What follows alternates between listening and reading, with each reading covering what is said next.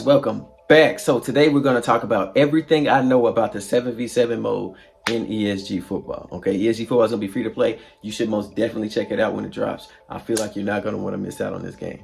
But let's get into it with no delay. All right, so the first thing I want to talk about is who's going to call the plays. This is going to be true for 7v7 and 11v11. The quarterback is going to call the plays on offense, and then on defense, the person who plays quarterback, regardless of the position they play on defense, is going to call the plays. Okay, so think about some tweaks to this. Again, I've gotten into that several times before in other videos, but when the game comes out, that's how it's going to be. Okay. Second thing, the offense is going to have 3 offensive linemen, and every formation is going to have 3 offensive linemen.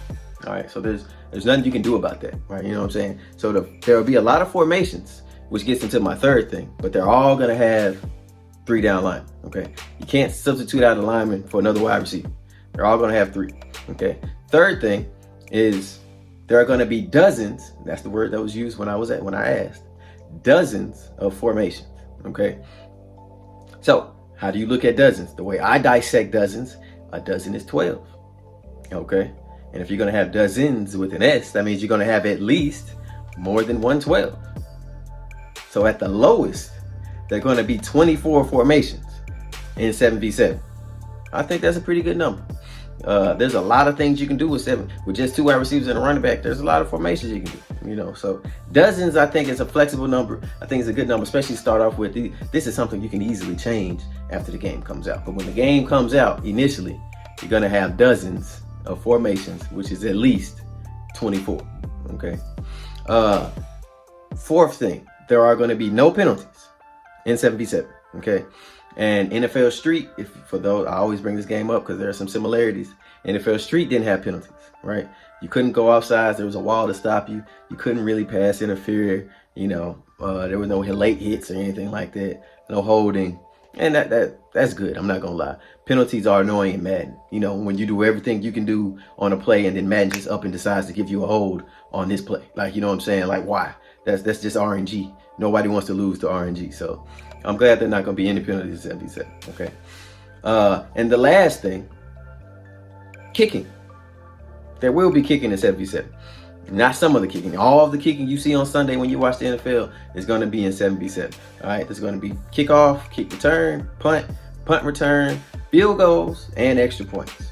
So every time you see a kick in the NFL, that kick is also going to be available to do in 7v7. I'm not going to lie. I don't hate that. I don't hate it. NFL Street 2, my favorite game ever. That's why I bring it up so much. It didn't have kicking, but they did try out kickoff in NFL Street 3, and it wasn't bad. I didn't hate it. I think it's going to be pretty cool. So I feel like the 7v7 mode is going to be, which I also get into in another video, but that's going to be the go-to mode for a lot of people. All right, because getting 5 of your friends together to play a game is tough. Like, you know what I'm saying? So getting 11 is going to be extremely difficult. You know, a lot of people solo queue. Most people solo queue, or at least play with 1 friend. And in 7v7, basically, if you got 3 or 4, that's over half the team. That's going to be, I feel like that's going to be the mode most people find themselves wanting to play, because it's less people. It's easier to collaborate and get in a like vision of how you want to play this game. I think it's going to be easier to digest because it's less people. The formations will be more simple. The strategies and the nuances of the game will be more simple, more easy to grasp. You know what I'm saying? The schemes will be easier because there's less people on the field. So I think the fact that 7v7 mode is coming out first, and then months later the 11v11 is coming out, that allow people to get accustomed to 7v7. And then 11v11 is going to be a change. Are people going to try it? Yeah.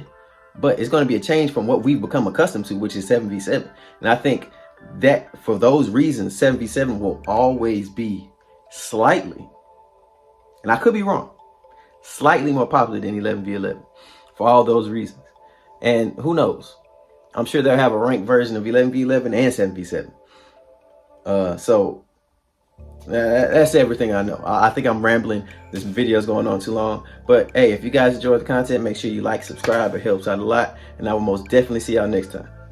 Oh, and I almost forgot to tell y'all, 7v7 games will be 1st to 28. So the first team to score 28 points wins. I almost forgot that. Sorry. But see y'all next time. Again.